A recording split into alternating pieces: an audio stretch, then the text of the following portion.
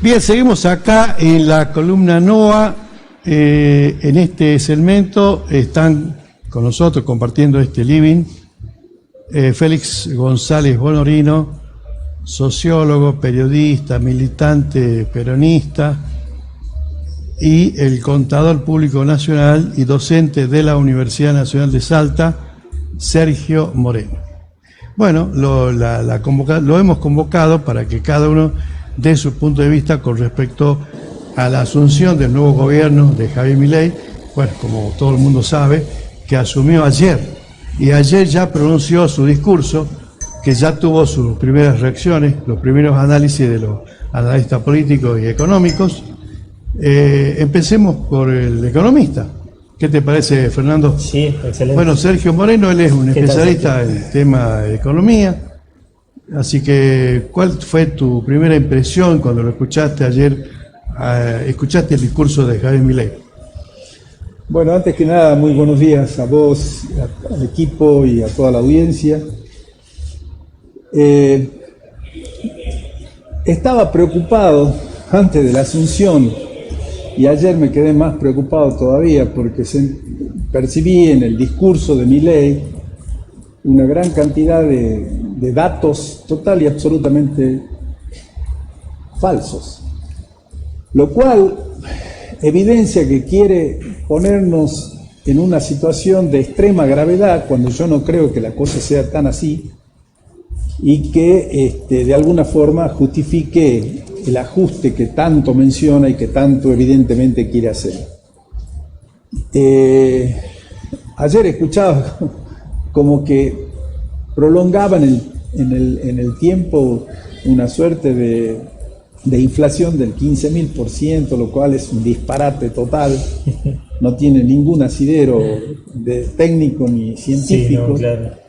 Por otro lado, lo escuché dar datos respecto a accidentes viales, algo así como 15.000 por año, cuando en realidad no llegan ni a 6.000 los datos de la Argentina. Habló inclusive de la pandemia, dando datos de bastante críticos respecto a las muertes que ocurrieron en la Argentina, ¿no? Como relativizando todo lo que se había hecho. Esto no hubiera pasado si...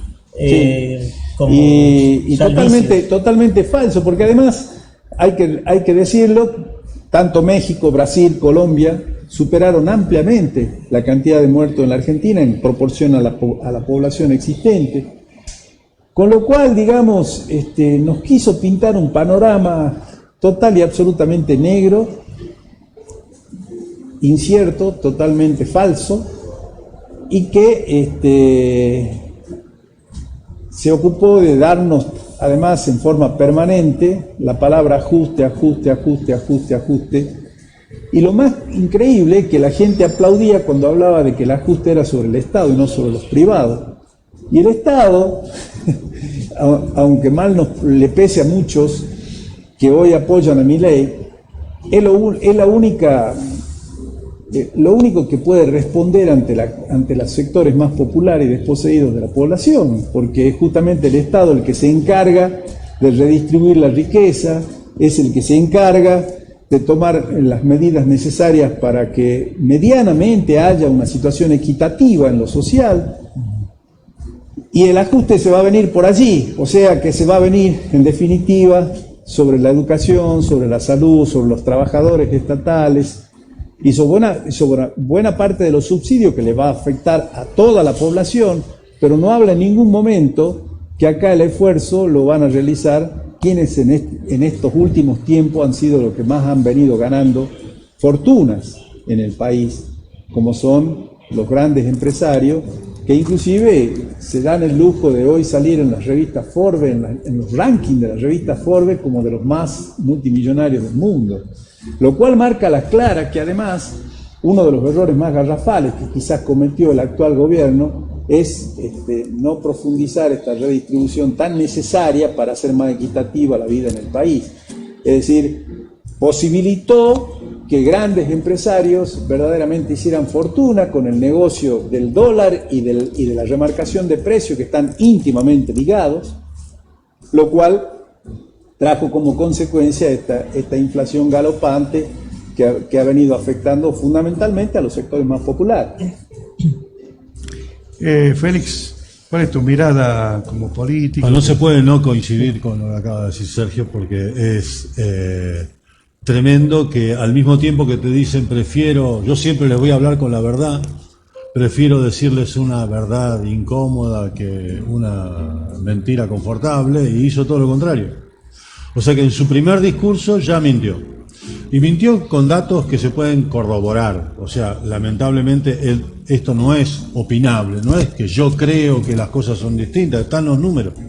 Entonces es tremendo. Lo de los 15.000% de inflación es absolutamente...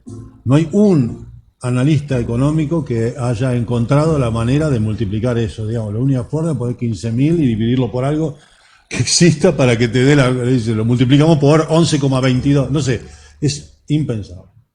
Ahora,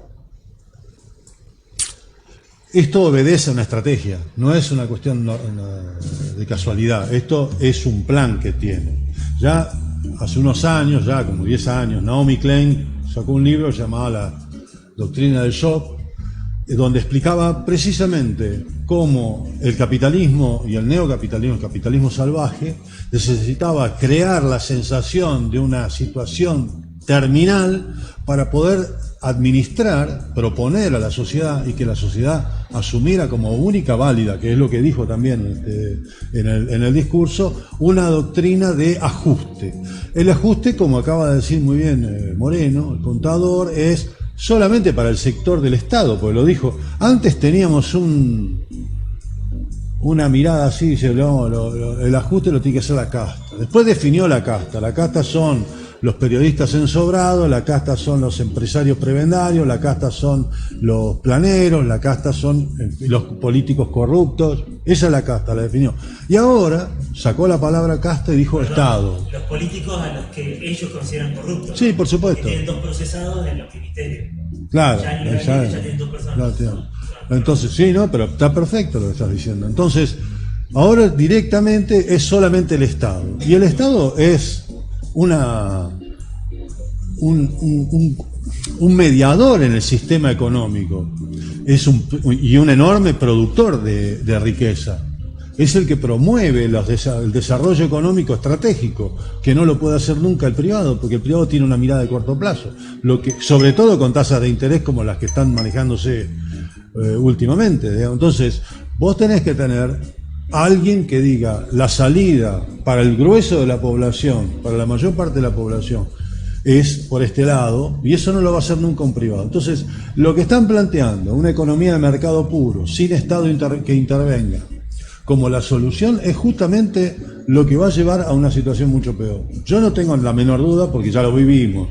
O sea, escúchame, nosotros ya hemos pasado, para mí es la cuarta. En el cuarto intento neoliberal, y siempre avanzaron un paso más. Y siempre nos eliminaron. Este es un TikTok que están viendo por tele. Bueno, ese TikTok, yo digo, ellos no vienen por arreglar tu situación. Vienen por vaca muerta, vienen por el combustible, YPF es la joya de la abuela, las mineras de cobre, las mineras de litio, vienen por el Fondo de Garantía de Sustentabilidad, viene por reducir los salarios de cada uno de nosotros, que estamos en el Estado o no estemos en el Estado. Vienen por eso, porque eso que ellos dejan de pagarle al trabajador del Estado se lo va a llevar alguien. Va a ser una suma, voy a restar de acá, pero me lo voy a poner acá.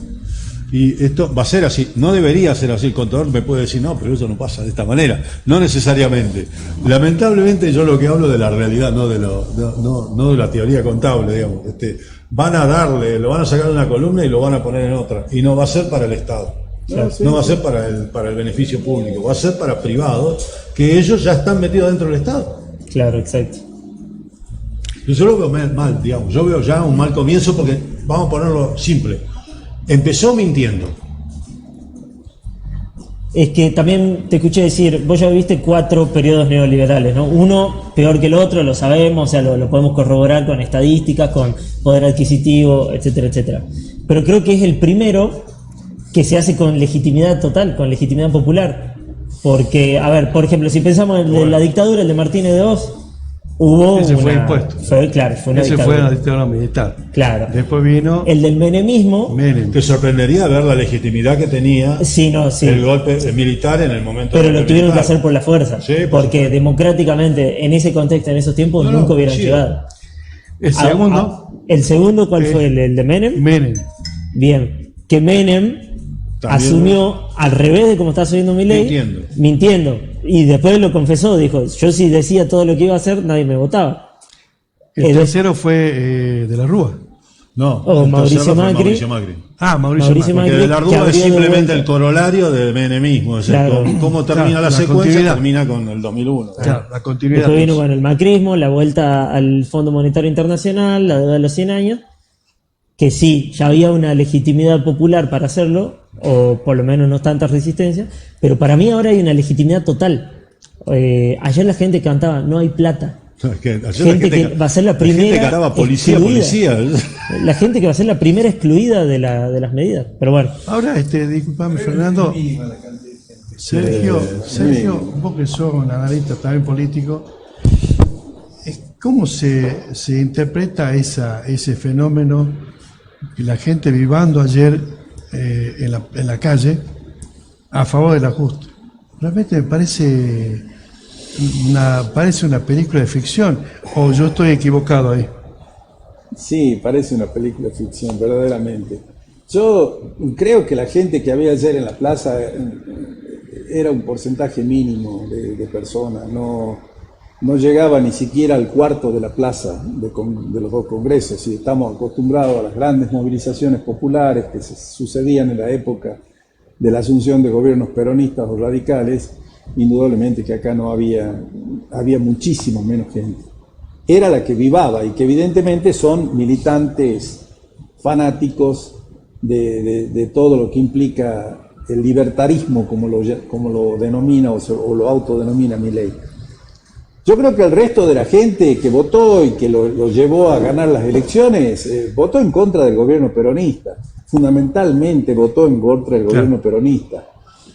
Votó por el odio que le generaron los medios de comunicación masivos, que acá nadie lo está analizando con la profundidad del caso, pero a mí me parece que los medios de comunicación, sobre todo los de Buenos Aires y concretamente Clarín y La Nación, han tenido una incidencia muy significativa en el comportamiento de la gente, porque han generado un odio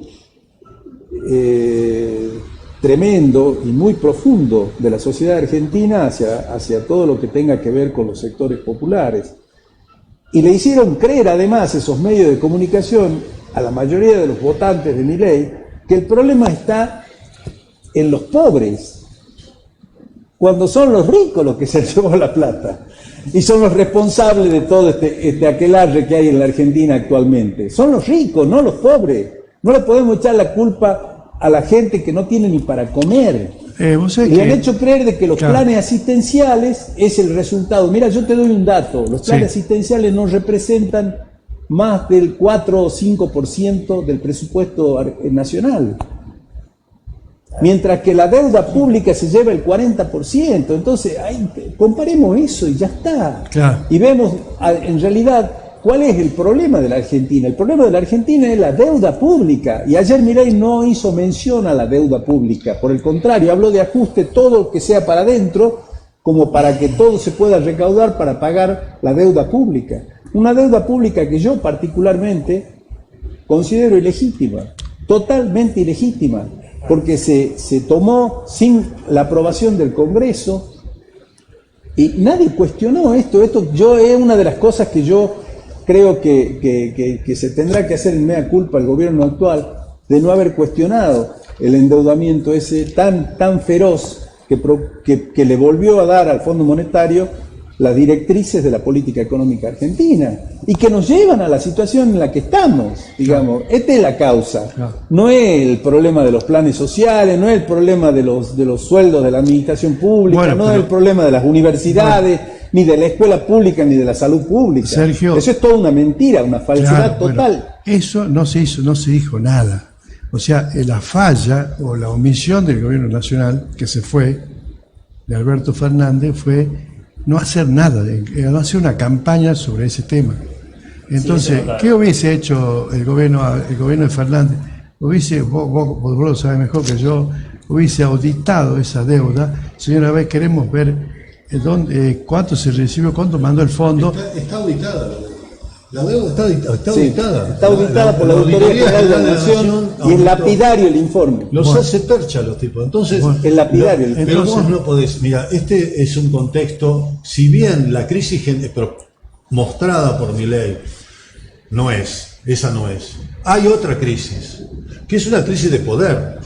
Entonces, vos no podés enfrentarte a estos poderes de los hombres más ricos, entre los más ricos del mundo, jugando a la Caperucita Roja. Acá tenés que ir a fondo y tendrás que tener coraje para enfrentarte a eso. Claro. Entonces, una cosa que yo le reclamo al gobierno nacional y popular, yo no lo llamo peronista, el gobierno de Alberto, es no haber tenido, pongámoslo en criollo, no haber tenido los huevos necesarios para enfrentarse a lo que tenía que enfrentar, que era poner en negro sobre blanco cuál es la situación, quién está llevándose la plata, cómo estaban robándose las grandes empresas.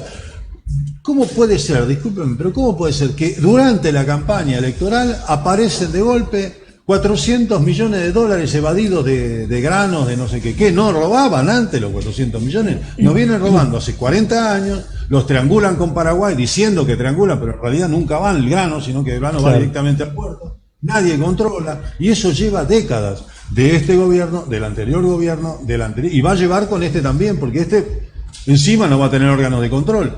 Imagínate, vos le das al Capón, le decís, mira, ¿sabés qué? Está prohibido vender alcohol, pero no te vamos a controlar. Bueno, listo. ¿Más claro? Sí, más claro imposible. Imposible. Bueno, muchas gracias. Yo te cuento la anécdota esta para Sergio, o para Félix. Vos le preguntabas a cualquier trabajador, le decís, che, ¿a quién va a votar? No, yo le voy a votar a Milei. ¿Pero por qué? Porque quiero un cambio.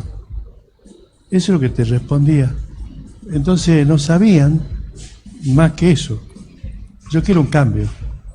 Y efectivamente yo creo que hubo un hastío de parte de la población, porque no hubo de parte del gobierno de Alberto Fernández una política digamos, clara y de desarmar esta arquitectura que lo armó el poder económico del gobierno de Mauricio Macri. Sí, nunca se ocupó de desarmar eso. Nunca hubo una palabra tan vacía de contenido como la palabra cambio en esta exactamente. elección. No tenía contenido, era una palabra totalmente vacía. Y que inclusive, y ahí es donde yo digo que jugaron un rol muy importante los medios de comunicación hegemónicos, porque ellos fueron los que impulsaron esa palabra cambio, que no significaba nada. Para alguna gente significaba una cosa, para otros otra. Y te puedo asegurar que hoy vos le preguntás a un votante de Milei qué es lo que ha votado, y te va a decir, o no sabe, o te va a decir cosas que no tienen nada que ver con la realidad que ayer pintó Milei. No sabe.